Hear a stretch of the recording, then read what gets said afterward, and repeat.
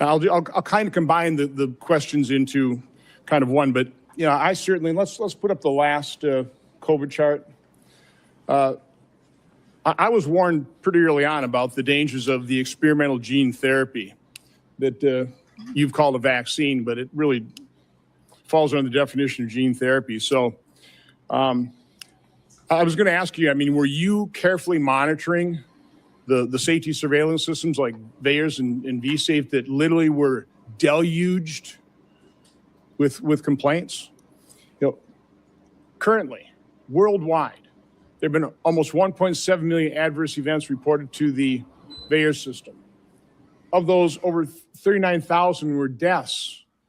And of those deaths, 24% occur on the day of vaccination within 1 or 2 days. 24%, which, by the way, just happens to be the same percentage that a Rasmussen poll pointed out. The American public 24% of the American public believe they know somebody who died of the experimental gene therapy.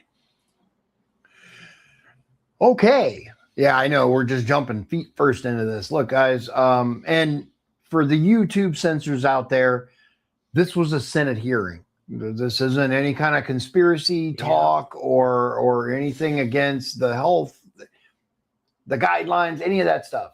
This was on PBS. This was on C-SPAN. It was on. It's a Senate hearing. This is a Senate hearing, guys. Slow your roll. Because I know you guys get all wild when we start talking about the shot and the virus and all that stuff. But look, what was it, about a week ago? They had Fauci in front of the Senate to testify. And we already know, guys, you've seen the clips.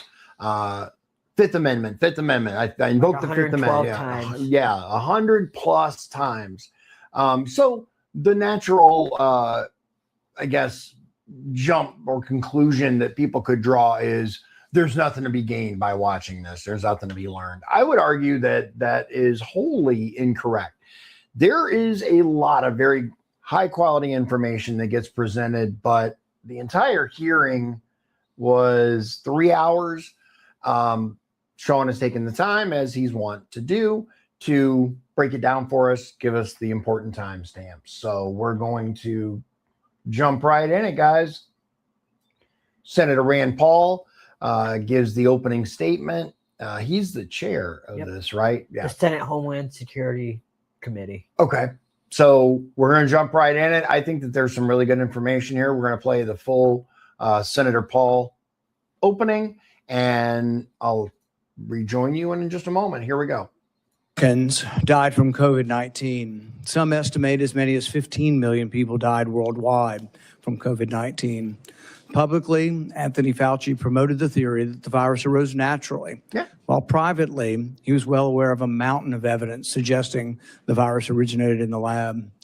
The American people deserve answers. The American people deserve to know why dangerous research was funded by NIAID in a totalitarian country, in a lab that lacked acceptable safety standards. The decision to fund dangerous gain-of-function research in Wuhan, China, will likely go down in history as perhaps one of the worst public health decisions. Frankly, the American people deserve an apology. I hope today Dr. Fauci will come clean, admit it was a mistake to fund dangerous research in China, admit that the risk of this dangerous research exceeded any possible benefits, ask forgiveness, and pledge to help our government devise safeguards so a man-made epidemic never happens again. Instead of an apology, you have for years avoided responsibility. Regarding the lockdowns, you argue that you did not personally issue every lockdown order, close every school, or impose every mandate. But officials across the country invoked your authority to justify these decisions. And you presented your recommendations not as judgments open to debate, but as dictates of science itself. Your own words demonstrate that you understood the influence you exercised. On March 14th, 2020, you wrote that the task force recommendations were driven by me, yourself, Deb, and CDC. The next day, you wrote that you had convinced Mayor Bill de Blasio to close the New York City schools, so you were involved. That same night, Governor Gavin Newsom's chief of staff told you that the governor had decided to close California schools, bars, and restaurants after watching you on television. Presidents, governors, mayors, school boards, corporations, and Congress all bear responsibility for the decisions they made. The COVID lockdown, however, could never have been inflicted without you aiding and abetting the crime. Children lost years of education. Small businesses built over a lifetime disappeared. Patients delayed cancer screenings and other medical care. Families were separated from dying relatives. Workers were ordered to accept a medical procedure or lose their jobs. It was awful. Worship assembly, employment, education, and travel were restricted in the name of science. While you did not impose every restriction, you used your public authority to justify them. While you concluded publicly that COVID occurred naturally, your private record tells a different story. In early 2020, your hand-picked virologist warned that the virus appeared to have been manipulated in the lab. In a conference call concerning the origin of the virus, all but two of the participants believed deliberate insertion was possible. Your concern was not merely theoretical. That same week, you led an urgent effort to determine whether your own agency had funded the research related to these experiments that were now under suspicion. Hours later, your assistant reported that the Wuhan experiments had indeed been reviewed and approved by the NIH. Those were not the actions of officials who believed that a research-related origin was an absurd conspiracy theory. They were the actions of officials urgently trying to determine whether their agency funding was connected to the research under discussion, connected to the pandemic. You could not hide that your agency had funded the Wuhan research or your long history of defending gain-of-function research. The only alternative left was to argue that COVID-19 did not originate in the Wuhan lab. You were not a detached observer. You had an institutional interest in the public believing that federally funded research had nothing to do with the pandemic. It was a conflict of interest from the very beginning. The authors of the proximal origin of SARS-CoV-2 privately had serious doubts about a natural origin. Within days, though, they flipped, and they all wrote in proximal origin that the virus was almost certainly not a laboratory construct. That paper was then used by the government and the media and you to discredit Americans who were asking the same questions that you and the authors were asking yourselves privately. You even cited proximal origin from the White House podium. You held it out as evidence that the virus could not have been engineered, but you didn't disclose your role in the discussions that preceded the writing of the paper. You did not disclose the author's original concerns. You did not reveal that you had been part of the paper, that you had read and offered editorial comments on the paper before it was published, before you began using it as evidence that it couldn't have originated in the lab. You did not disclose that you had immediately investigated yourself whether NIAID funding might be connected to the research. You did not tell the American people the full story. He's not wrong. Yeah. He's not wrong. Senator Paul really pulls no punches in this intro and kind of sets the tone for the rest of it. We're going to jump ahead to Senator Peters. Yep. From Michigan. From Michigan. Okay. So is this The Democrat side. Of course it is. Okay. So, which, as we know, Sean does an excellent job of presenting both sides, despite my objections to the contrary. No, I'm just kidding. I'm trying to be fair. And you are. Okay. So Senator Peters from Wisconsin. Michigan. Michigan. Thank you, Mr. Chairman. The Senate Homeland Security and Governmental Affairs Committee has a long and a very proud history of conducting serious oversight on behalf of the American people. When this committee has been at its best, Democrats and Republicans have worked together to investigate complicated issues, to follow the facts wherever they may lead, and produce recommendations that actually strengthen our nation's security and improve government functions. Okay. That bipartisan tradition has produced meaningful work following Hurricane Katrina, the January 6th attack on the U.S. Capitol, failures at the Secret Service, and countless other matters. Unfortunately, today's hearing is the latest step in the chairman's sharp departure from that long tradition. Right. This hearing appears to be a culmination of months of biased and selected efforts by the majority under the guise of a committee investigation to basically legitimize a predetermined conclusion that was reached years ago. In 2021, the chairman has called for today's witness to be fired, to be arrested, accused him of leading cover-ups and conspiracies. He has even featured the witness prominently in fundraising emails and on the cover of his book. He has also called for the cancellation of the witness's security detail, despite the fact the witness and his family have received numerous credible death threats. When I served as chairman, Senator Paul and I launched a bipartisan biosecurity investigation that included oversight of risky research and the origins of COVID-19, because we agreed that the committee's work would be stronger if we did it in a bipartisan manner and just followed the facts. Yeah, we know where this is going. Basically, and I'll say this. I have yet to genuinely see any Democrats have an issue with Dr. Fauci's conduct No, through this matter. Like No. they worship him. I've seen clips, I've seen memes. They made a coffee cup that has him as like a basically a facsimile of Jesus. Like it's awful. And before you guys, because I know there's going to be some of you that's like, Trump and the AI thing with Jesus. Again, you guys didn't have a problem when Fauci did it. It was perfectly fine. Oh, he's not the president. Stop it. Just stop it. All right, so we're gonna jump ahead to 2121, which Fauci's. is Fauci himself. His entire opening statement. And for those of you guys that are still wanting to defend Anthony Fauci, because I know there are some of you out there that just believe this is a smear campaign and the man has done worlds of good and blah, blah, blah, blah, blah. I want you to look up what he did during the AIDS epidemic. Legitimately look into it and do your reading, because when I found out that this guy was leading the charge on the whole COVID thing, I was not pleased. In my opinion, Trump should have fired him day one.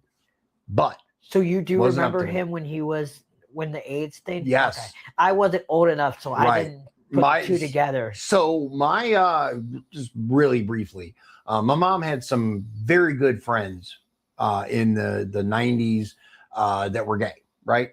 And that was like, the 80s and 90s. You guys remember the movie Philadelphia?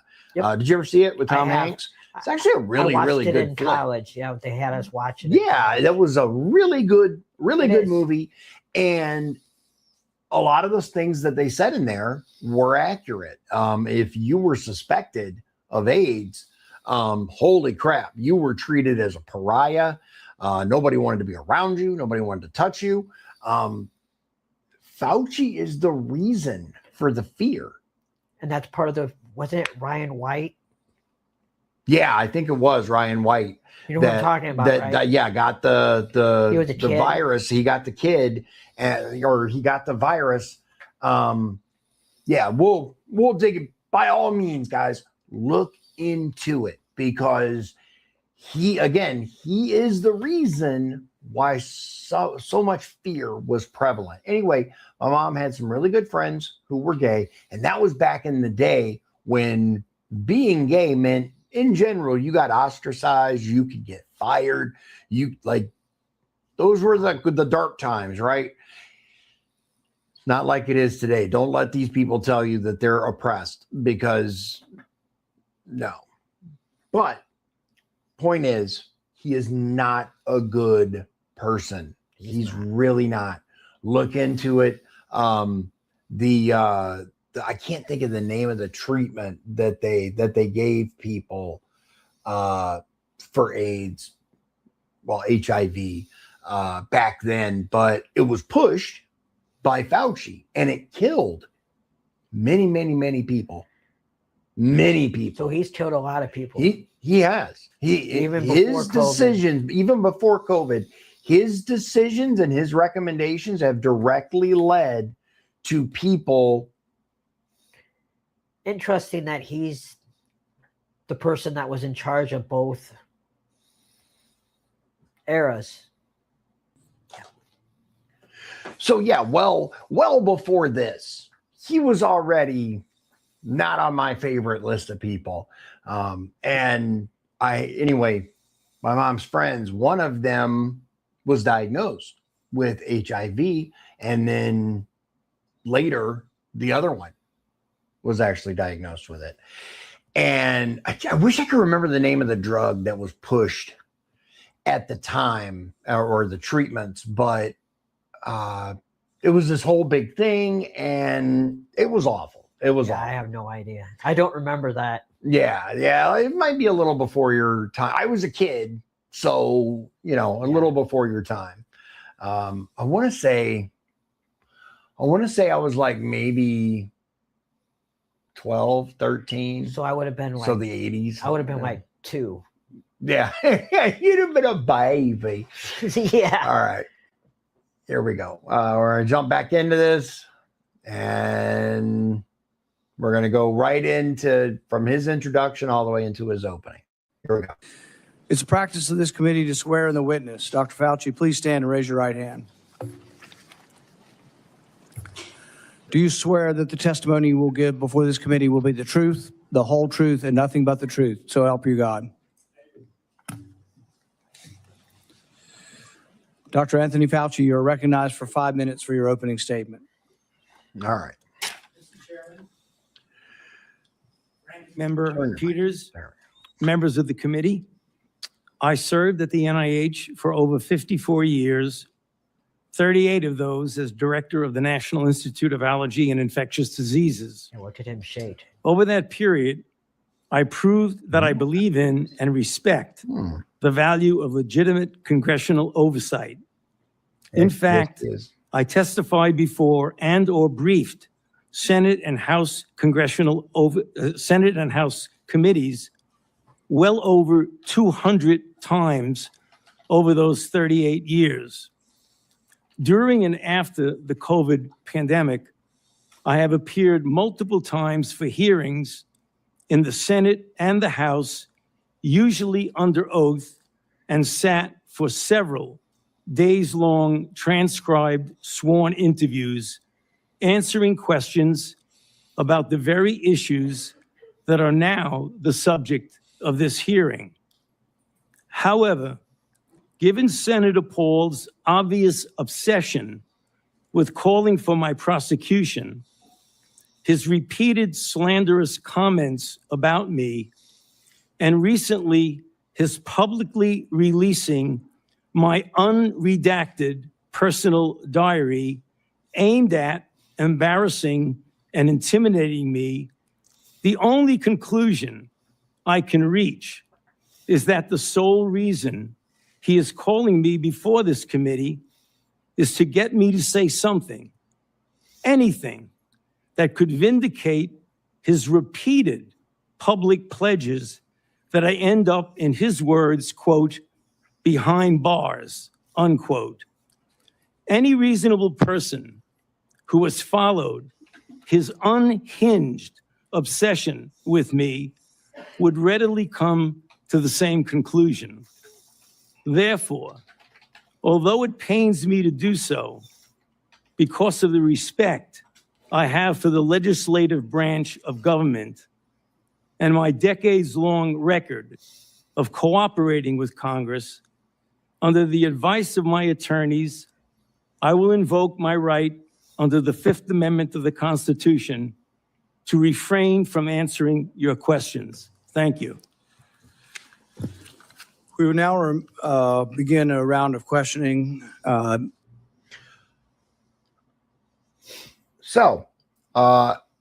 we're going to go right into this.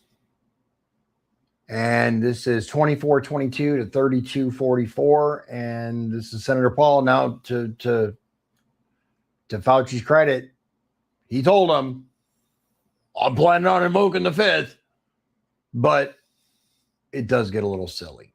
But let's talk about his diary briefly, because what I found interesting is his statement that, well, they shared my diary, which was meant to embarrass me. Well, why would you be embarrassed? Yeah. I mean, I thought you were proud of the work that you did. I thought you were, a champion of science. And if it was so embarrassing, then why'd you write it? I will say this. I've read a lot, not the whole thing. I didn't pore over every single one or every single thing shared about it or the entire diary. But I will say that the excerpts that I've seen are, how do I say this delicately? Not exactly positive for Fauci. Have you seen? I've seen some of it. Some of it. The man seemed a lot more enamored with his publicity than he did with the science. And his new fame. And yeah.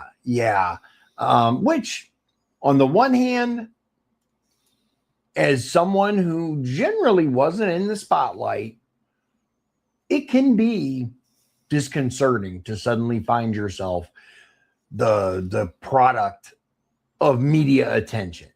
At the same time, if anyone thinks for a moment that he didn't enjoy it, he did. He did. It lists it quite bluntly in his diary that he loved it. But let's get into this. Enough of my yapping.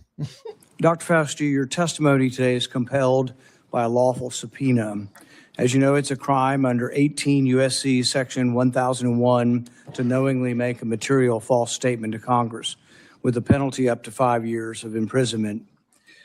Understanding that you are under oath, the American people would like to understand your reasoning, your rationale for why you chose to fund the research in Wuhan. There have been, intelligence agencies, the CIA, the FBI, the DOE, have all come to the conclusion that more likely than not, the virus came from the lab in Wuhan. And so we'd like to know, what was the rationale? What was the discussion? How, what went behind the decision to fund the research in Wuhan? How did you come to the conclusion that a totalitarian country would be capable of doing this in a BSL-2 lab, a lab that lacked the security? What was the reasoning? And are you sorry, basically, for making the decision? Would you, given another chance, say, well, gosh, circumstances now, as I know it, maybe it wasn't a wise thing. Can you explain to the committee why you chose to fund this dangerous research in China? On the advice of counsel, I respectfully decline to answer based upon my rights under the Fifth Amendment of the Constitution. In the red folder on your table is a copy of Section 192 of Title II of the U.S. Code. Your counsel has been provided a copy as well. That section makes it a crime for a witness appearing under subpoena to refuse to answer any questions pertinent to the question under inquiry. Do you have that in front of you? On the advice of counsel, I respectfully decline to answer based upon my rights under the Fifth Amendment of the Constitution. Guys, whatever you do, don't play a drinking game where you take a shot every time he says that. Yeah, you will be drunk. You'll have to go to the hospital. Record that the witness has refused to answer whether there's a folder in front of him based on his Fifth Amendment right. Right. It is true that you're appearing under direction of our subpoena to provide testimony on matters under consideration by the committee, including the origins of COVID-19, risky life sciences research, and your tenure as a federal government employee. Additionally, you've been provided a full and unconditional pardon dated January 19th, 2025, for any offenses against the United States which may have been committed or taken part from January 1st, 2014 through the date of the pardon for a 10-year period, arising from or in any manner related to your service as director of the National Institute for Allergy and Infectious Diseases, as a member of the White House Coronavirus Task Force, or the White House COVID-19 response team, or as chief medical advisor to the president. Have you refused this pardon, or do you have any reason to believe this full and unconditional pardon, this grant of immunity, would somehow require you to plead the Fifth Amendment? On the advice of counsel, I respectfully decline to answer based upon my rights under the Fifth Amendment of the Constitution. Based on the facts presented, I'm going to direct you to answer the questions. The committee has issued a valid subpoena. They've requested your presence here. The questions are very pertinent to your decision-making as head of NIAID, as well as a chief advisor to the president. Do you still refuse to answer the questions? On the advice of counsel, I respectfully decline to answer based upon my rights under the Fifth Amendment of the Constitution. Let's do the.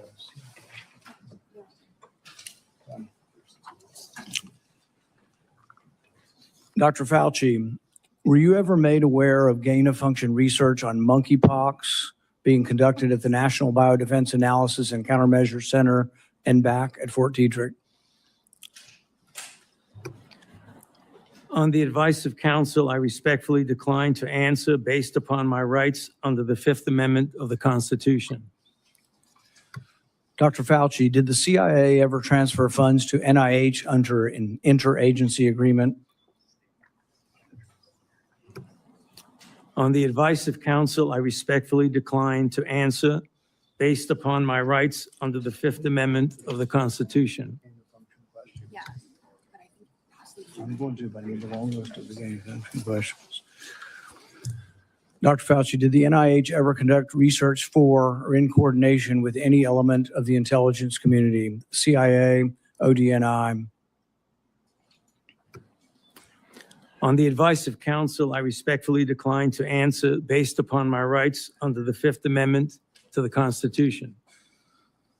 The reason why these questions are important is, President Trump has done a ban, and we're glad that he did a ban on gain-of-function research. So we're better off than we were when we had an advocate serving as head of NIAID, an advocate for gain-of-function research.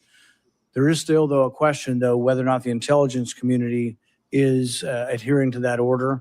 There's a question of whether or not gain-of-function research is still ongoing. And these are important questions the American people deserve to know. Dr. Fauci, have you been read into any classified Department of Homeland Security program, any prospective special access program concerning gain-of-function research? And people need to know that. Yes. On the advice of counsel, I respectfully decline to answer based upon my rights under the Fifth Amendment of the Constitution. When we look at the research in China, the gain-of-function research that you've denied was gain-of-function, Yeah. one of the things that startled the scientists when they saw COVID in the first couple of weeks was when they looked at the sequence of it, they said, oh my God, there's a furin cleavage site in it. And in this particular family of coronaviruses, the sarbecoviruses, they'd never seen this before. They were also startled to look at it and see how it was coded for, what the codons were, and to discover that the codons used out of 36 different possibilities turned out to be the one that was commonly used in gene manipulation by scientists. Dr. Fauci, were the scientists at the Wuhan Institute of Virology capable of inserting a furin cleavage site into a coronavirus? On the advice of counsel, I respectfully decline to answer based upon my rights under the Fifth Amendment of the Constitution. So one of the experiments that was pretty common was they would take the backbone of a SARS virus, and this would be a SARS virus that the backbone itself wasn't that dangerous, but then they would dig through guano, 300 feet underground, bat guano. They'd find other viruses, unknown viruses. They'd take the S protein off of an unknown virus and stick it on a backbone. And then they would infect mice that have humanized cells. And they were trying to discover if they could create a virus that infects humans. Now, many people would say, well, gosh, that doesn't sound like a really good idea to create viruses that don't exist in nature to see if they'll infect human cells. What if one escaped? What if you keep infecting this and do serial passage? You actually adapt the virus to be infectious to humans. So the question is whether or not Dr. Fauci, the Wuhan Institute of Virology, was combining an S protein with one virus with the backbone of others. And could this lead to a virus? Maybe it wasn't even predicted, but could it lead to viruses that gained in function and then could lead to a pandemic? On the advice of counsel, I respectfully decline to answer based upon my rights under the Fifth Amendment of the Constitution. Obviously, we see where this is going, but there is some quality information that's presented during this hearing. And I found out what the name of the drug was Okay, for what the was AIDS it? epidemic. It was AZT. Okay. And if you look into it, guys, and the first page of Google is not where you want to go for this. But let me see if we've got the name right. Google isn't as good as it used to be. No. Okay. So yeah, there was the Ryan White HIV/AIDS Treatment Extension Act of 2009, reauthorized and updated the federal Ryan White HIV/AIDS program to fund medical care, medication, and support services for low-income individuals. That was the name of the person. The boy from Indiana, right? Exactly. Yeah. Yep. American teenager from Kokomo. Okay, he's from Kokomo. Yeah. As a matter of fact, I knew it was from Indiana. here he is right here. Ryan Wayne White. American teenager from Kokomo became a national poster child for HIV/AIDS in the United States after his school barred him from attending classes following a diagnosis of AIDS. He got it because he was a hemophiliac and contaminated blood posed no risk to other students, not an airborne disease, but AIDS was poorly understood by the general public at the time. Because of Fauci. Because of Fauci. By all means, if you guys want to learn more, look into it. All right, we're going to jump ahead to 4013.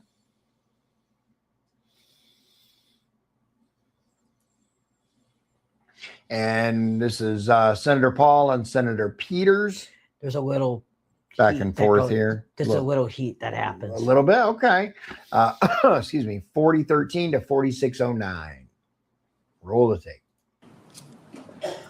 The chairman has denied your assertion of privilege and directed you to answer, but you nonetheless refuse and stand on privilege despite the existence of the pardon. The committee will have to consider after this hearing what appropriate action should be taken against you for the failure to testify after being directed to do so. It's against the law to obstruct an investigation of Congress. There will be repercussions to your refusal to testify today. Senator Peters.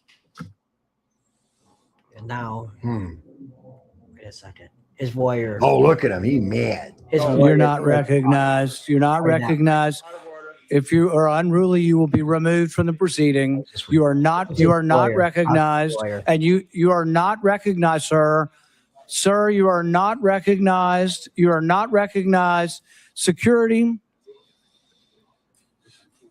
we'll hold off, but you will respect these proceedings. You were told not to sit at the table. You insist on sitting at the table, and we told you you would not be recognized. You are not invited here for testimony, sir. Right. You are being disruptive. Would you behave this way in a courtroom? No, because the judge would put you in jail. I can't do that today, but I can have you escorted from the premises. So I would say, sir, sit quietly and don't say another word. I said, sit quietly. You are not recognized. Another word and you're gone.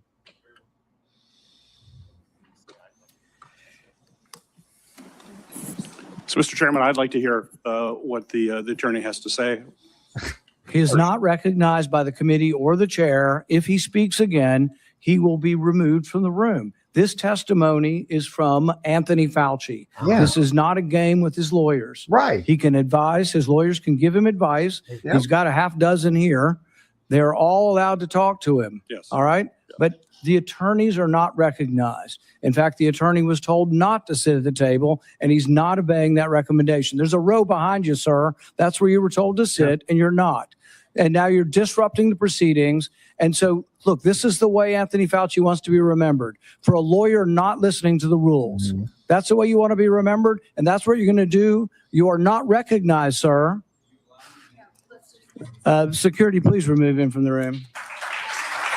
Wow, there's all the flashing. Wow.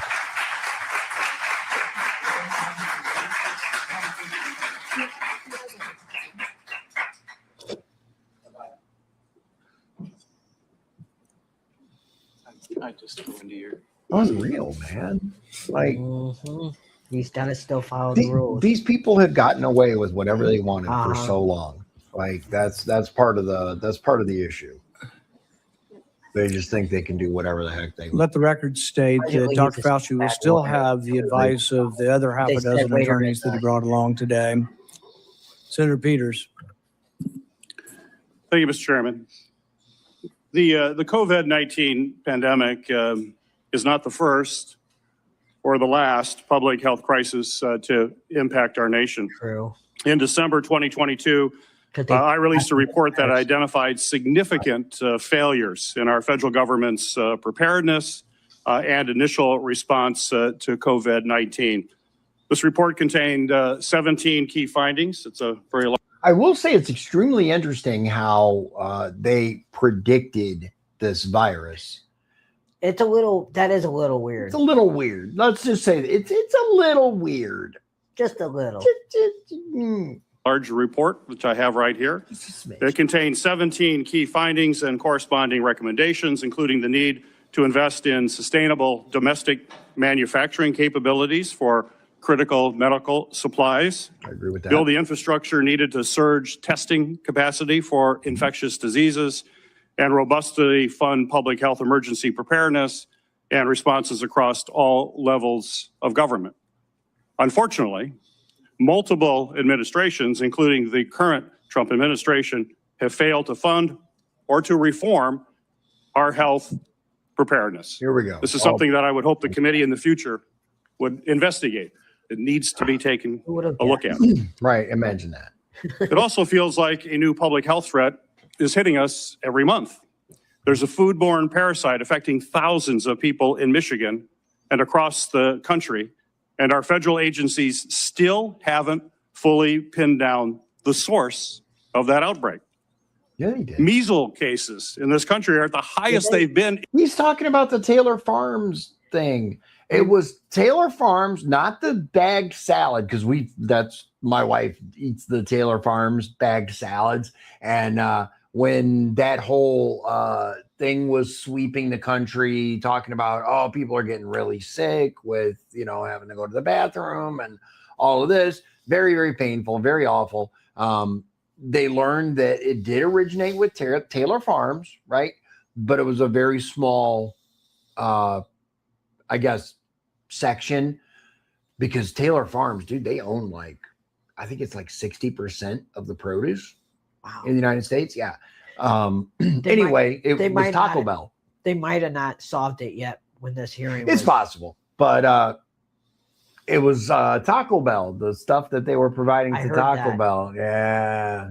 Poor Taco Bell, man. They get such Yuck. a bad rap. You don't I'm like Taco Bell? I'm not a fan. Yeah.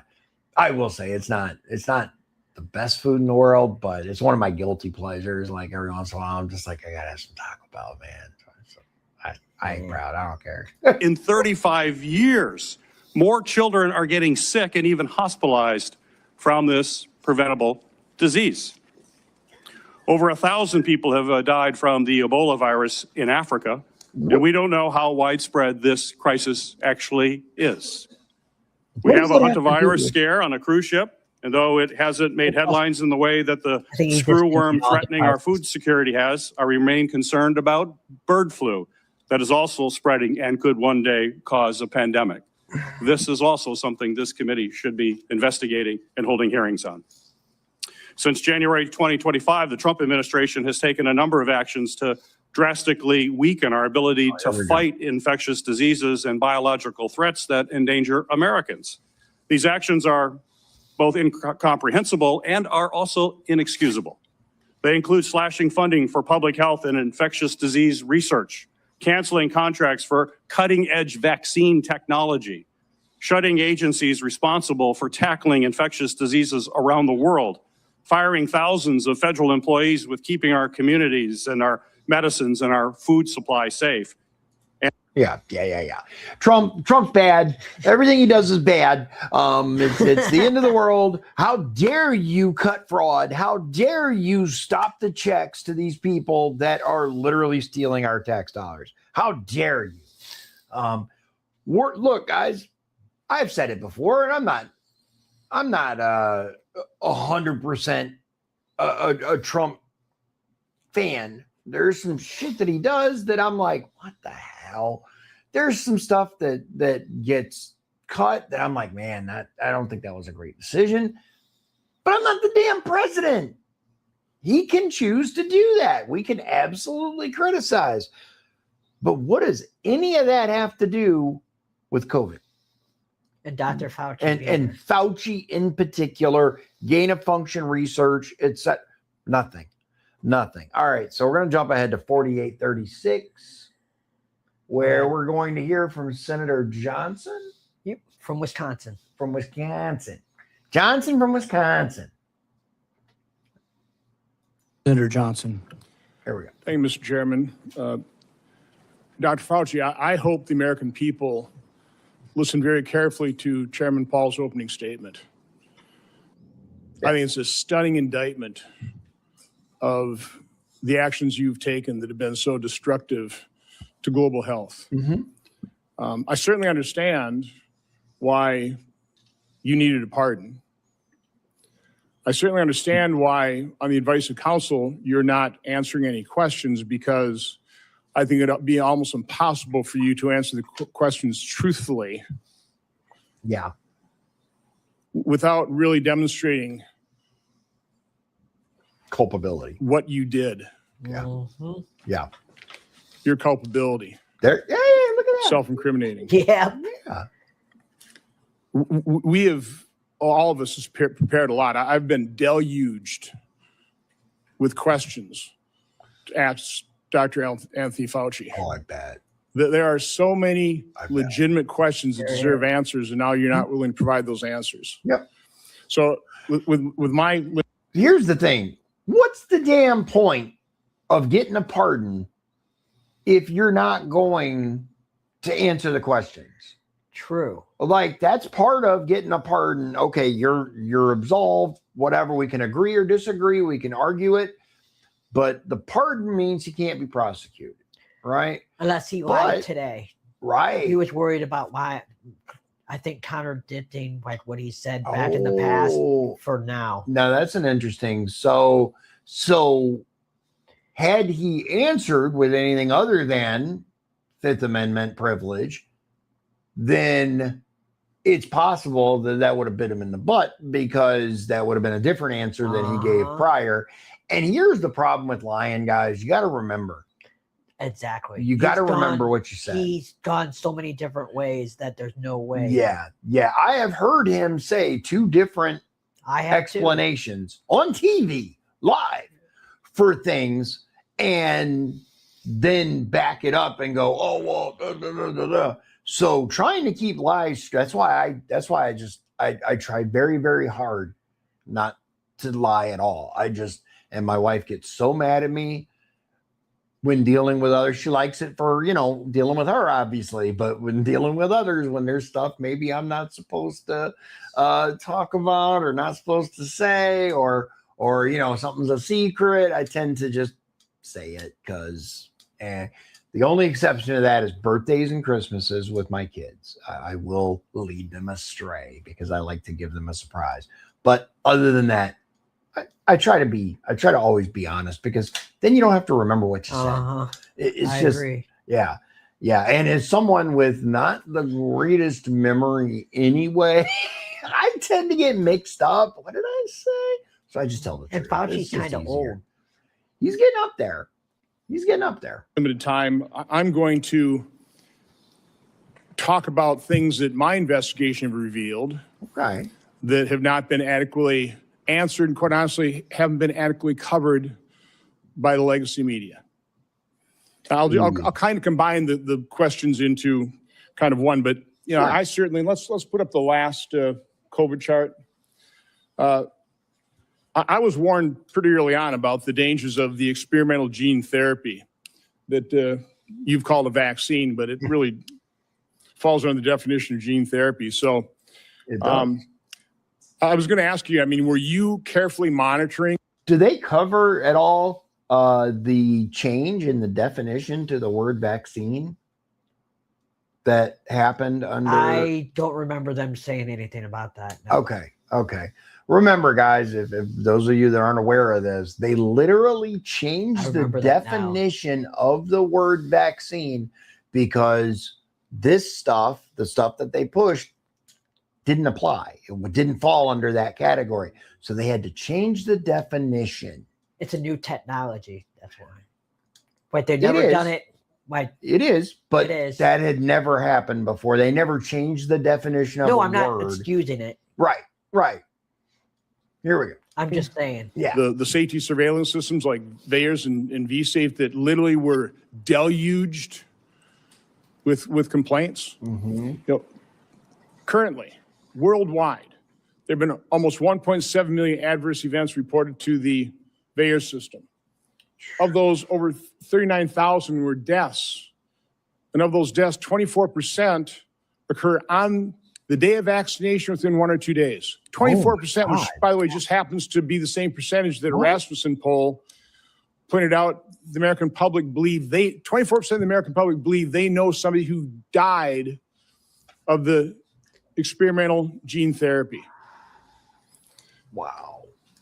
So again, I was certainly interested in asking you whether or not you were following this as carefully as I was. It's not my responsibility to follow Right. safety surveillance systems, but I did. And by the way, when I published, this is actual government information. When I published it and people had me on their shows, they would be censored by Facebook. They'd be deplatformed. Yup. I think largely at the behest of the actions you took to make sure that disinformation wasn't spread. This wasn't Yes. disinformation. This was the truth. Yeah. So I was going to ask you whether you knew Dr. Marks. I think you do know him. He's the head of CBER. He's the man who is in charge of approving vaccines and surveilling for the safety. My investigation shows that on March 1st of 2021, less than 3 months after the emergency use authorizations, he was warned by Dr. Anna Scharsman, data mining expert, that the algorithm they were using to analyze VAERS data was going to hide in mass safety signals. 26 days later and 3 months consecutively after that, they did data runs with a new algorithm that unmasked those safety signals. They showed dozens of safety signals, including sudden cardiac death, cerebral artery occlusion, basal ganglia stroke, agonal rhythm, Bell's palsy, and pulmonary infarction. Your diaries now show that you actually suffered pulmonary infarction in, I think, probably June 2021. I was just wondering whether it ever went through your mind that maybe that injection, all those boosters you took, might have caused that. And the question I was going to, and I'll ask this question: were you ever made aware of the fact that Peter Marks was warned that the algorithm was going to hide the safety signals? And were you told that senior FDA officials were given shown dozens of safety signals associated with the COVID injection? On the advice of counsel, I respectfully decline to answer based upon my rights under the Fifth Amendment to the Constitution. Wow. Still Wow. interesting information. It is. We're going to jump ahead to one of my favoriteest people in the whole world, Blumenthal. From Connecticut. Douche canoe. All right, so let's see. There's 120. Waynesford. There's Blumenthal. All right. 120.34. Not bad. Came close. Heard as well, Mr. Chairman. This freaking. Without objection. Let's be very clear. The Fifth Amendment is a right of everyone appearing before an authority like this one. It should be respected. And the reason that Dr. Fauci has invoked it in the words of his attorney, quote, during and after the COVID-19 pandemic, Dr. Fauci appeared at least a dozen times for congressional hearings in the Senate alone in answer to questions about the very issues on which you purport to seek information. He has been thoroughly transparent and consistent in providing factual information to Congress, and he is deeply familiar with the processes and protocols of sharing information with the legislative Except for all the times he lied. branch. Uh-huh. Provable. And then referring to the chairman, this years-long public crusade against Dr. Fauci makes one thing clear. Oh, brother. This is not a serious effort to seek information from Dr. Fauci in a transcribed interview for a valid legislative purpose. You are single-mindedly fixated on Dr. Fauci, seeing Dr. Fauci prosecuted for imaginary crimes, and you are so invested in that outcome that you have created a personal brand around it. Those are the words of his attorney. And he cites as well the statements of the chairman, which indicate a clear intent that the result of this proceeding be a prosecution. By the way, this is the same dipshit that said he deployed to Vietnam, even though he didn't. So just keep that in mind. Everything this guy says is suspect. Just getting the other side. Quote, Oh, I'm with you. the Just saying. power of some of us must be used for good, like putting Fauci in jail. That's from December 23, 2025. Well, I want to give him a subpoena and a jail cell, also from December of 2025. The first was 2024. Those kinds of statements by the chairman of a committee in tweets certainly provide a well-founded fear that the proceeding underway is simply an effort to trap Dr. Fauci in some kind of criminal wrongdoing.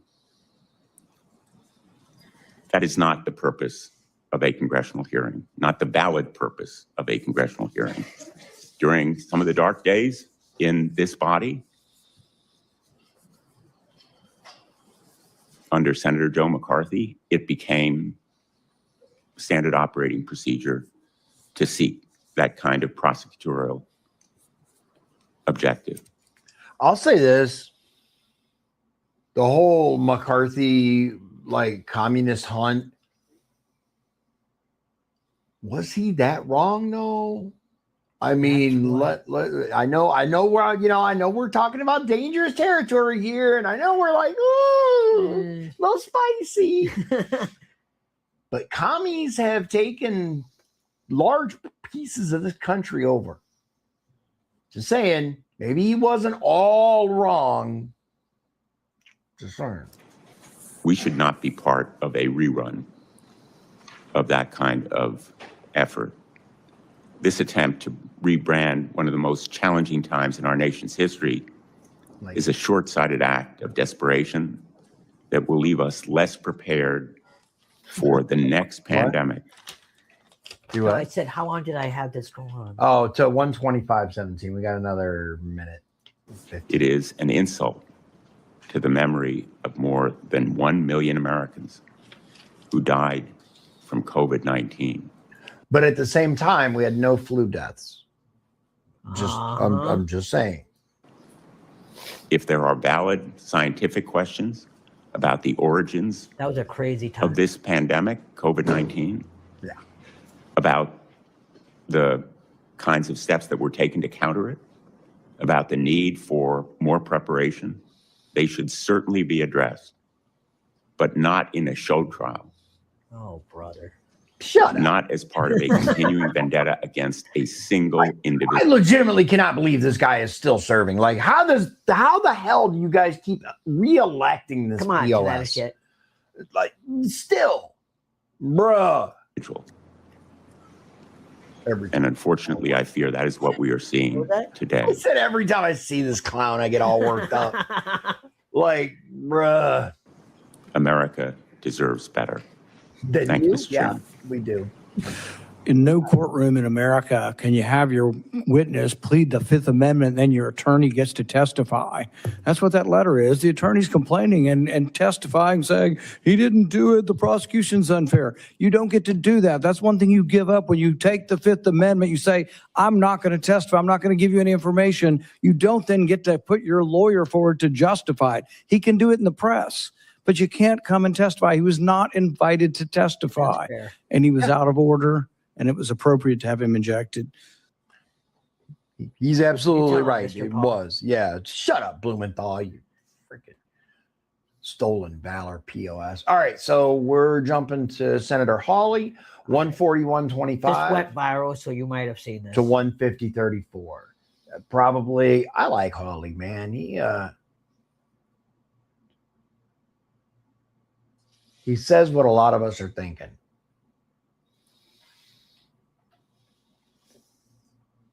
Taking the fifth, huh, Doc? Let's try something. What day of the week is it today?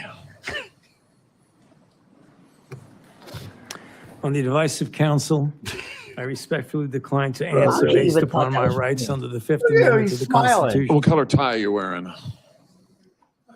On the advice of counsel, I respectfully decline to answer based upon my rights under the Fifth Amendment to the Constitution. What color's the carpet in front of you? On the advice of counsel, I respectfully decline to. Why did you look, bruh? No, see, if you were just going to say that, legitimately, if you were just going to say, I'm Fifth Amendment, why even bother looking? True. Answer based upon my rights under the Fifth Amendment to the Constitution. Let's just get one thing straight. You don't have any rights under the Fifth Amendment because you've been pardoned, Yeah. as you very well know. As the Supreme Court has been clear for a century and more, Brown versus Walker, 1896, when he has been pardoned, he may not stand upon his privilege. You know that. Your lawyer is sitting behind you now, shifting nervously in their chairs. They know it. This isn't about the Constitution. This isn't about the law. This is about contempt. Contempt for this body and contempt for the American people. But I think I know why you're doing it. It's because you don't want to answer questions. It's because you did all kinds of terrible things. It's because during the pandemic, you got rich, didn't you? You got rich. Yeah. While people were dying, hundreds of thousands of Americans, over 1 million in the end, and you were getting rich. And not only were you doing that, you were using federal employees with taxpayer money to apply for and solicit cash prizes for you personally. You know that? Cash prizes Yeah. totaling over $1 million.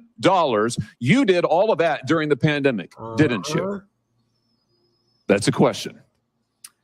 On the advice of counsel, I respectfully decline to answer based upon my rights He under the ain't Fifth smiling now, Amendment is to he? the Constitution. You remember Greg Folkers?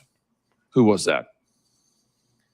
On the advice of counsel, I respectfully decline to answer based upon my rights under the Fifth Amendment to the Constitution. Your chief of staff is the answer. Do you remember Patricia Conrad? Who was that? On the advice of counsel, I respectfully decline to answer based upon my rights under the Fifth Amendment to the Constitution. She was your personal assistant. And what were these individuals doing in the depth of the pandemic in November of 2020 when millions of Americans were suffering from COVID? What were they doing? I tell you what they're doing. Folkers was on your behalf soliciting and gathering information for a cash award. Let's look at it. We've got his email right here, right over my shoulder. What the heck? Volker says, I'm working on this nomination for the Dan David Award for Fauci. We need to beef up the COVID part. Do you have language in the can that you could share that delineates how we responded in new ways to COVID? He sends this to multiple federal employees. What was the Dan David Award? Do you remember, Doc? On the advice of counsel, I respectfully decline to answer based upon my rights under the Fifth Those are Amendment to just the always in there Constitution. for you. It was a Yeah. $900,000 cash award. $900,000 cash award. What? And he got it because he used federal employees to get it. And this wasn't the only award, was it, Dr. Fauci? In fact, you applied for and received at least 8 other federal cash prizes on federal time using federal employees and federal resources. Here they are over my shoulder. Besides the Wow. Dan David Award, you've got the Partnership for Public Service. You've got the Adelson Prize. You've got the Smithsonian Award. You've got the National Academy of Medicine's Award. You've got the CDC Foundation. In fact, you turned your staff into a full-time application machine. You actually wrote to people and said, do you think maybe I'd qualify? And you got cash for all of this. Wow. And it wasn't just 1 or 2 employees, was it? In fact, you used 8 separate federal employees on federal time using federal resources to solicit cash awards. Isn't that true? Wow. On the advice of counsel, I respectfully decline to answer based upon my rights under the Fifth Amendment to the Constitution. Here they are right over my shoulder. Here's all of them. The people that you use, federal employees, so that you could go and get cash money. And the most hilarious part is that you weren't content to even dragoon them into applying for all of these cash awards. You then had them go out to the ethics agencies and ethics watchdogs and demand that you be able to get the money. That's right. We've got it in your emails. Huh. Your staff and employees on federal time, using federal resources, being paid with federal dollars, are soliciting cash for you. And then they're turning around and saying to the agency, we don't want just an answer. We want to get to yes, because Fauci wants the money. He wants it. We want to get to yes, and yes takes time. This is your chief of staff again, using federal email to pressure the agency's own ethics people so that you could get money. Dude. So that you could get rich. And it violated the law, didn't it, Dr. Fauci? Didn't it? It violated the law, didn't it? Is that a question? It is a question. You can answer. Go ahead. On the advice of counsel, I respectfully decline to answer based upon my rights under the Fifth Amendment to the Constitution. Federal law, as you very well know, prohibits the solicitation of cash awards or other personal benefits for federal employees. And it certainly prohibits using your own employees to do this. 5 CFR section 2635-205B. It says it right there in black and white. You cannot use federal resources, federal dollars, federal employees, federal offices, federal email, federal time to solicit cash awards. And you did all of it. And the worst part is thousands of people were dying while you were doing it. You were supposed to be the nation's doctor and you're playing one on TV, but this is what you were doing with your time. Isn't that true? Bruh. On the advice of counsel, I respectfully decline to answer based upon my rights under the Fifth Amendment to the The Constitution. media did not cover this at all. Yeah, I can see why. I can certainly see why. Right. You know what I can't quite figure out is that why you were so obsessed with it, because you're already rich. I mean, and your scheme worked here. I mean, your net worth now is north of $12 million.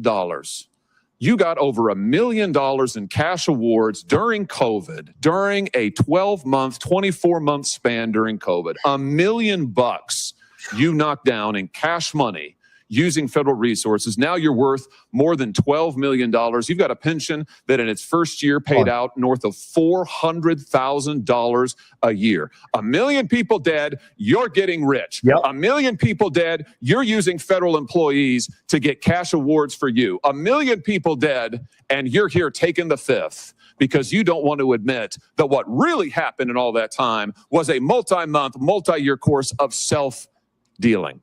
Isn't that true, Dr. Fauci? On the advice of counsel, I respectfully decline to answer based upon my rights under the Fifth Amendment to the Constitution. Yeah, well, silence is admission. And here's the real thing. At the end of the day, it wasn't just about the money, really, was it? It was really about a power trip.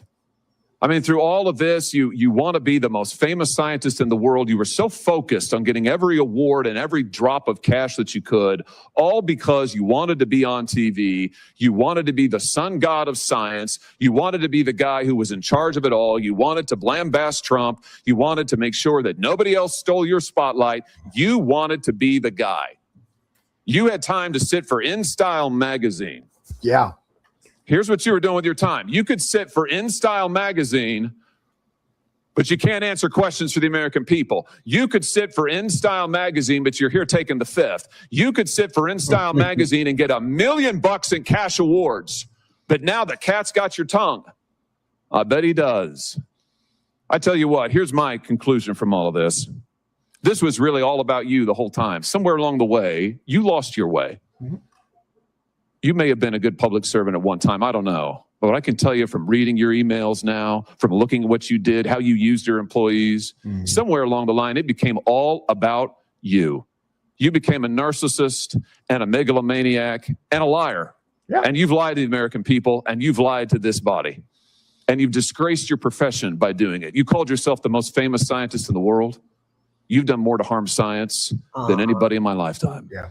And I hope you'll go home and write that in your diary. I like that part. Mr. Chairman. Yeah, here, by the way, for those of you maybe who have been under a rock, this is what I'm talking about. Look at the gear, right? Fauci socks, Saint Fauci. Dude, like it anyway. Yeah, we get the point. Yeah. Some of these people are genuinely unhinged. All right. So, oh God. All right. At 2:05:13, we get Moody, to right? hear Ernst. Oh, is it Ernst? Yeah. Okay. She's from Iowa. Yeah.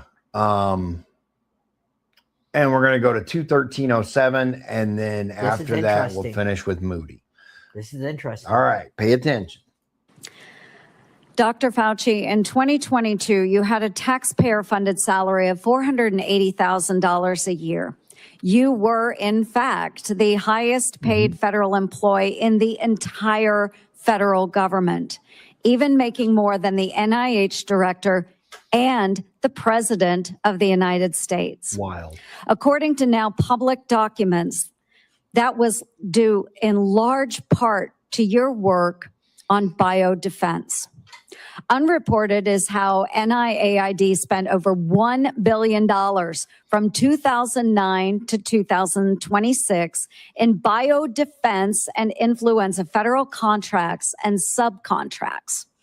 My office uncovered records on usaspending.gov that show from 2015 to 2020, NIAID paid out $515,418 in subcontracts to Harbin Veterinary Institute in Harbin, China, including $100,000 a few days after it opened a BSL-4 biolab in 2018.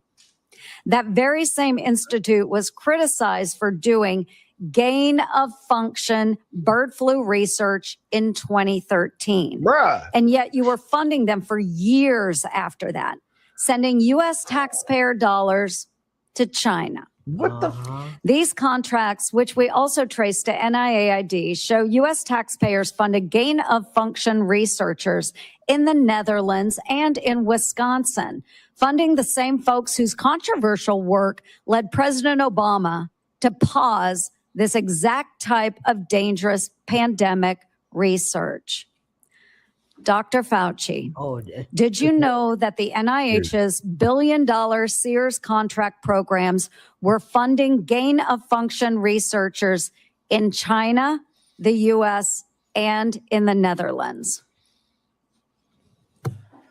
On the advice of counsel, I respectfully decline to answer based upon my rights under the Fifth Amendment to the Constitution.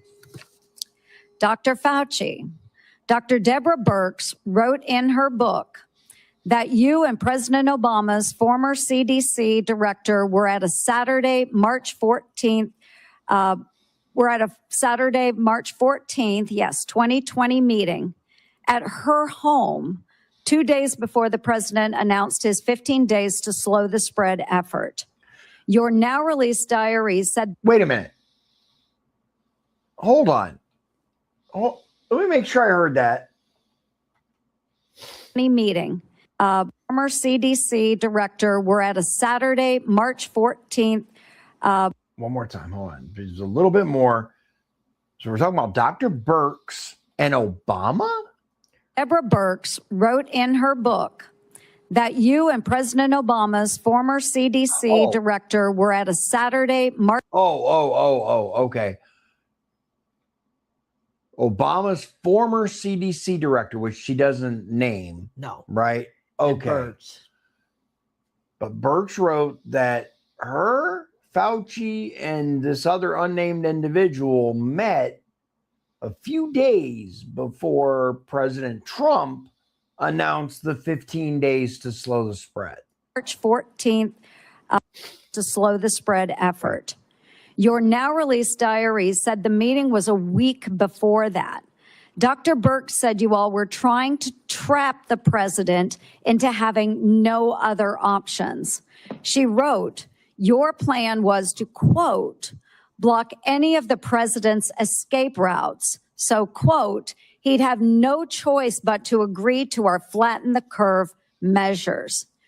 Yes or no, Dr. Fauci, did you try to block or trap President Trump into the slow the spread, flatten the curve measures in March 2020? On the advice of counsel, I respectfully decline to answer based upon my rights under the Fifth Amendment to the Constitution. When the COVID-19 virus broke out in Wuhan, China, you, Dr. Fauci, knew pretty much right away that NIH had funded Chinese labs, including those doing coronavirus research. There's email traffic from early January 2020 where your staff was flagging for you that NIH funded coronavirus research at the Wuhan lab through EcoHealth Alliance. Yet few Americans knew we funded the Wuhan lab because the funding went through a sub-award and was not reported to the public database like usaspending.gov as it should have been. Imagine that. Also, EcoHealth violated federal law by failing to report in its research papers how much taxpayer funding it spent on that research.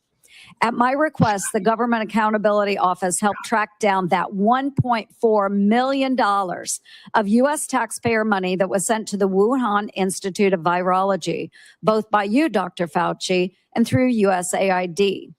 But first, it passed through EcoHealth Alliance, which I helped to get defunded through the NDAA. Dr. Fauci, did you intentionally use subaward funding to obscure NIH funding of Chinese biolabs and coronavirus research? On the advice of counsel, I respectfully decline to answer based upon my rights under the Fifth Amendment to the Constitution. NIAID awarded multi-million-dollar grants to a number of scientists shortly after they wrote publicly in the Proximal Origins paper that the COVID virus likely came from nature. Though documents Chairman Paul released last week show in private, those same scientists were much more open to the virus being from a lab. In 2023, Representative Jordan insisted. Did you guys catch that? I just want to make sure you guys understand what she just said. So in private, these scientists are saying, yeah, it might have come from a lab. That's certainly a possibility. In public, they're saying, back up Fauci's claim that that this definitely came from nature. Then suddenly, after they did that, they were awarded huge contracts. Uh-oh. Yeah. Okay, there. And there's more. Like, what? What? Insinuated that you basically gave a $9 million bribe in the form of an NIH grant to NIH-funded virologists to say the virus likely was from nature. Dr. Fauci, yes or no, did you reward the Proximal Origin authors by giving them NIAID grants or contracts? I decline to answer based upon my rights under the Fifth Amendment to the Constitution. I had no idea you'd say that. Dr. Fauci, we have learned that U.S. coronavirus researchers at UNC shipped, quote, humanized or transgenic mice to China by around 2017 for use in their dangerous coronavirus work. Under your NIAID coronavirus, researchers also used aborted baby body parts in mice research, and taxpayers paid for them to do that. NIH-funded coronavirus researcher Dr. Ralph Barrick and his colleagues at UNC put parts of livers, thymuses, and chunks of human fetal lung that they got from aborted, almost 5-month-old human babies. They put those parts in their research mice. They disgustingly named them BLTL mice and wrote they had created a, quote, sandwich of aborted body parts in the mice. Get it, folks? BLT. Bruh. A BLT sandwich. Your RML lab employees in Montana also ordered and used aborted baby body parts in their taxpayer-funded research. And emails show how they plan to use those mice for post-COVID work. NIH funded putting aborted babies' fingers and scalps off the heads of aborted babies and putting them into the backs of research mice. The scalps later grew fine baby hair in the mice. Terrible. They even included those disgusting photos in their research paper that you funded. Not all of those were research on coronaviruses, but some were. Thankfully, the current NIH director has said no more of this. I'm speechless, man. Like, there's some dark and disgusting stuff. And don't forget, you got maybe some of y'all out there are perfectly okay with all this sick shit. Maybe. I am not. Maybe. I'm not. But I'm going to tell you, if you guys haven't seen this, which you probably have, look up White Coat Waste Project and Beagle Freedom Project. They claim Dr. Fauci's division funded a Tunisian study where beagles had their heads locked in mesh cages with hungry sandflies. Now, the claim is fact checkers and NIAID clarified that NIAID did not fund that specific sandfly experiment. The study had mistakenly listed NIAID on the grant citation in error. But separate from the rumor, documents revealed that NIAID had funded distinct separate drug toxicity experiments involving beagle puppies, costing roughly $1.68 million, where drugs were force-fed or injected, and the dogs were eventually euthanized for tissue analysis. So, for those of you that are going to look it up and claim, oh, that was debunked, there was plenty of other beagle research that was done with this POS at the helm. We even did a show on. Yeah, we even talked about that before. Yeah. Okay, we're going to Senator Moody from Florida. And by the way, the reason I was like, is I actually had Ernst mixed up with somebody else. Okay, I was wondering about that. I actually like. I was going to say she's right. No, she's good. She's leaving soon. Is she? Yep. She's retiring. Her last year. Yeah, it's her last year. Okay. So this is Senator Moody from Florida, you said, right? Okay. She was in Rubio's spot, so DeSantis appointed her. Oh, okay. She was the Attorney General for Florida. All right, fair enough. And so we're going to go from 213.53 to 222.37, and that'll be it. Here we go. Chairman, I'm the most junior member of the Senate here, showing from where I sit. I just got here last year. Many of you may remember I was the Attorney General in Florida who fought back against the lockdowns, the school closures, the church closures, everything to embrace sanity and science. We fought back. Yeah. We got ridiculed for it. Yeah. You did. And we didn't just call people names. We actually impaneled a grand jury of people of all walks of life, all political persuasions. Yep. So that's how I came here. Fighting for a free state amongst states that had locked their own people down. Yeah. We are now called the Free State of Florida. Yep. And I believe our responsibility here is to make sure That government What is- remembers the people are our bosses, that we report to them, that we're accountable to Yep, them. exactly. Government shouldn't operate for itself. Government operates on behalf of and for the American people. Thank you. And anytime we get close to reporting back to our bosses about what government has done or how it's been abused or how individuals that are employed by the government had acted in their own self-interest or against the interests of the American people, every time we get close, if we start uncovering outrageous fraud, we'll have a hearing. And the tactics have been to not show up. Yeah. So you'll have all of us over here trying to drill down on why we've been giving money that actually works against American citizens, and no one shows up. Today nobody's here at the moment. Today there seems to be a different tactic. Today we have Democrats showing up and trying to spin why we shouldn't even be having this hearing to report back to our bosses. One said, today's hearing does damage. It will deter others from public service. Another said, this hearing is designed to entrap you. Another said, one fell all over himself, flattering you, thanking you for your service multiple times, quoting man in the arena. Another said that we are demeaning first responders. And today is a sad play in a repeated playbook. Or we're going after one man. I mean, all of their time was used on why we should not be having the hearing to report back to our bosses and give the people accountability.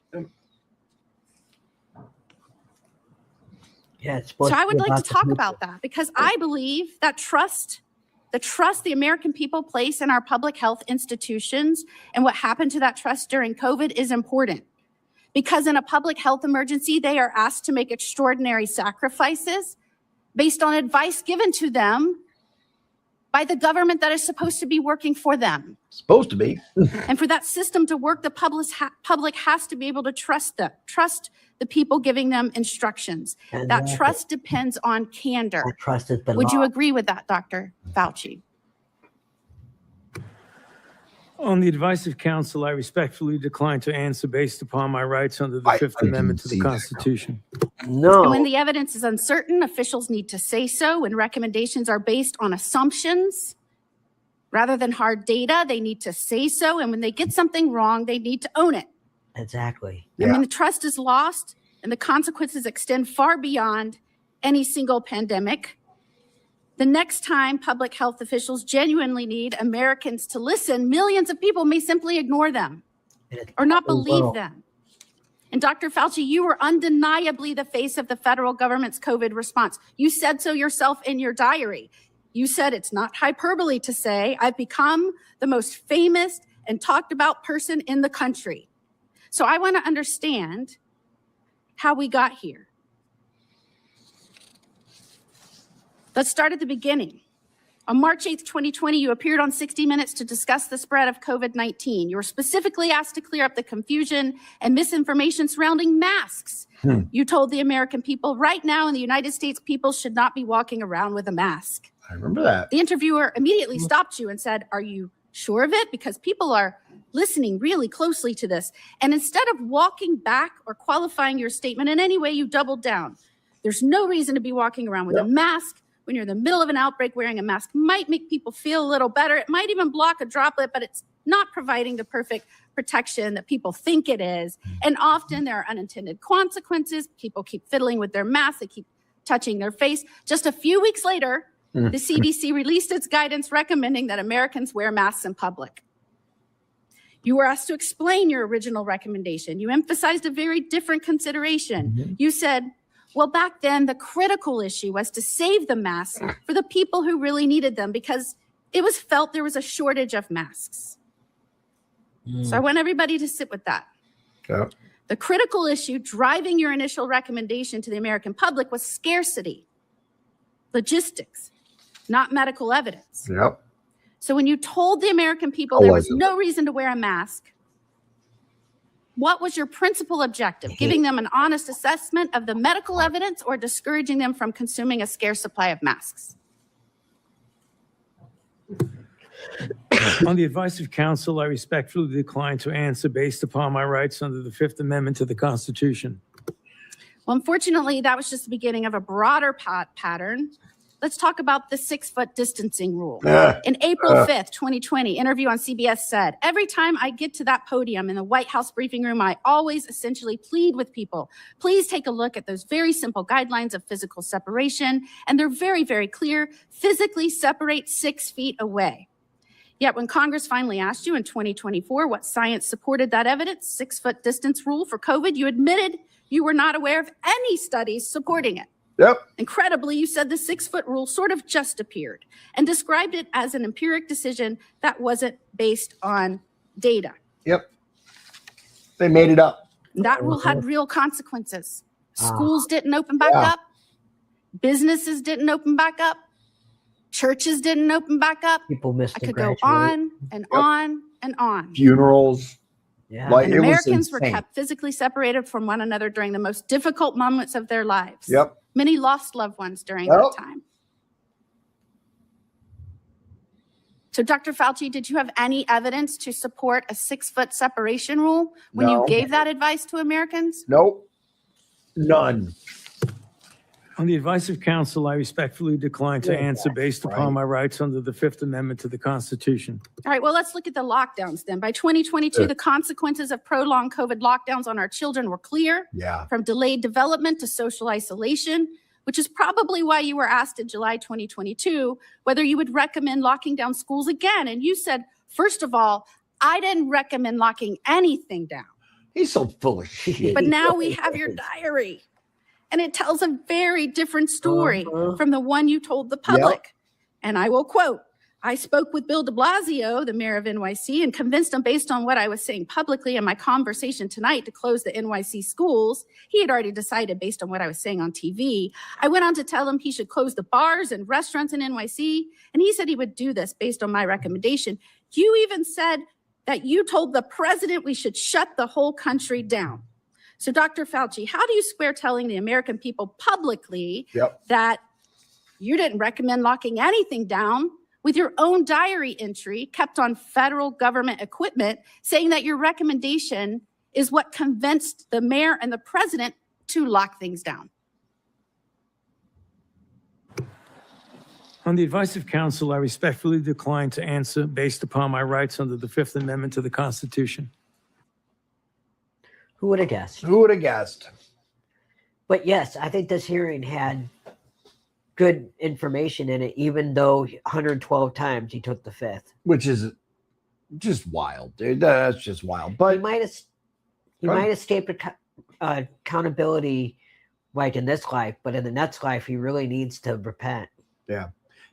And that's the thing I think that we all really need to keep in mind is because I'm going to tell you, man, it's personally enraging that these various people are straight up, like you said, escaping accountability. There's no perp walks. There's no people in handcuffs. That like the people that perpetrated some of the greatest fraud on the people of the entire world. But I'm focused on the United States of America, are just going to get away with it. They're just getting away with it. Like there was a deadline that they had to charge him with something by a certain amount of time, or it. Hey, do you know what I'm talking about? Hold on, let me see if I can find it. Let's see, charging deadline. Trying to think.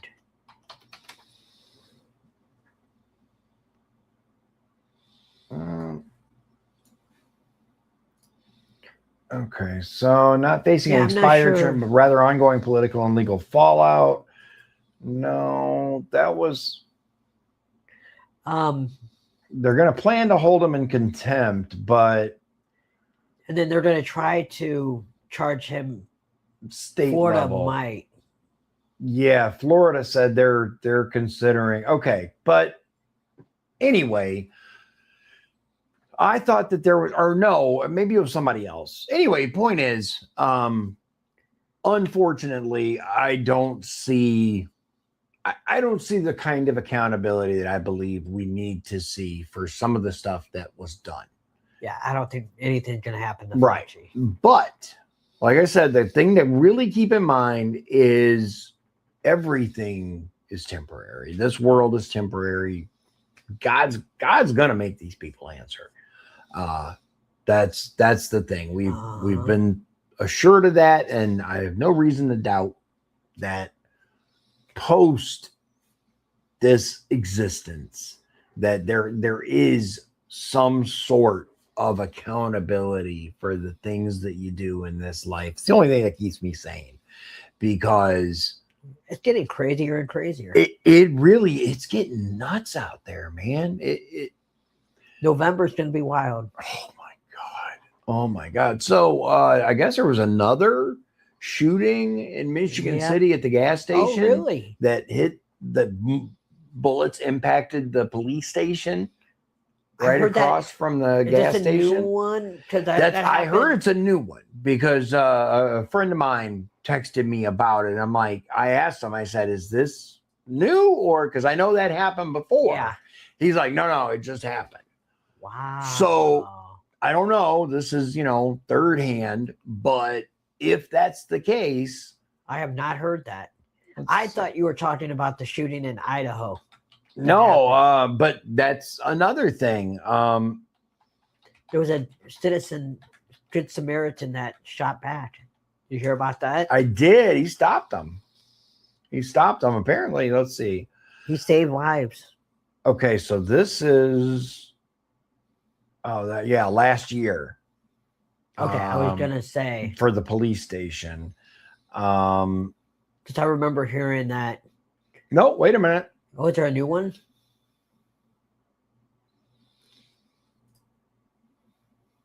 Oh. No, apparently not. I thought I saw. Yeah, I thought it was last year. So, and then July 10th, there was a shooting at the gas station. Dude. Michigan City's getting wild. It's getting bad. It's getting really, really bad. I'm so glad I don't live in Michigan City anymore. And so get this, guys, and I'm just going to say this. People complain about the housing situation, and it's a valid complaint. Don't get me wrong. The prices are sky high for rent, like ridiculously high for rent. I'm reading what some people are paying. People are paying like $1,800 a month for a 1-bedroom apartment. Did you see those? Well, that's a whole other. We're not going to get into that. I was gonna talk about those freaking apartments down that they built that now aren't getting built or whatever down at the old train station. They're not being built now? Yeah, so there's a big thing. Yeah. I know they were being built, but I didn't hear that. Yeah. We'll have to talk about that. Yeah, we'll do a show on that. Really? Because there's a whole bunch going on there. But anyway,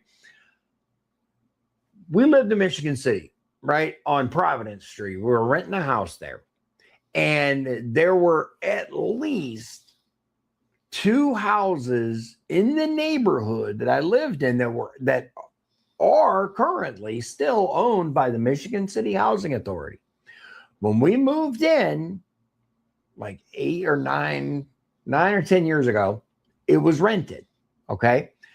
The people moved out like a year or 2 after we lived there, and it's been vacant since. Wow. Yeah. It's like a 3-bedroom house. It's a nice, cute little house. Why is it empty? Right? Yeah. Why is it empty? Do you know why? So allegedly there were some water issues with it, but they got the water department out there, they got plumbers out there, they got a repair crew out there, and it's been sitting empty and as far as I know fixed for years now. That's weird. Also, the house that we lived in when we got this house and moved to LaPorte, let our landlord know we left. I went by there the other day. That place is still empty. Wow. Yep. So there are multiple places. That's some owned by the housing department, some by landlords that are available. Now, we paid, when we first moved in, we paid under $700 a month for a 3-bedroom with a fenced-in yard, quiet street. It was like, I want to say it was like $675 or something. Now, granted, the house was in really bad shape when we moved in, and part of the deal was we would, make it okay. So when the new landlord bought the house, because the one that we had before put it up on the market, which, here's the thing, guys. Legitimately, in my opinion, this was a $45,000 house. Let's be honest. The market just exploded. You guys remember that? Where all of a sudden houses that are normally $30,000, $40,000 are worth $100,000. I don't blame the guy for selling. I mean, I get it, right? But the new guy that bought it immediately, hey, rent's going to have to go up. Fair. How much? $1,350 a month. Our rent over doubled. Wow. Yeah. So, okay, sucks, but all right, cool. We already live here. I don't really want to move, blah, blah, blah, blah. Yeah. So then we moved here. This is our house. We own this house. Thank God. But yeah, it's still empty. Wow. Yeah. So there are places in Michigan City, rentable places, saleable places. But here's an example, right? So the house that we lived in, and all the houses in this little subdivision are the HUD houses that were built in the 70s. Okay. They've got the very thin metal studs. Do you know what I'm talking about? You ever seen them? I'm not. Did you even know they had metal studs in houses sometimes? Check this out. I did not. Check this out. This is actually kind of cool. HUD house metal studs. Let's see if I can get. Yeah. It still says Fauci on my string. Hang on. Okay, there. Okay, so if you look, hold on. Boop. All right, so all I did was I put in HUD house metal studs. So you can see there we go. This one right here is what all the studs in our house look like. They're supposed to be 70% lighter, right?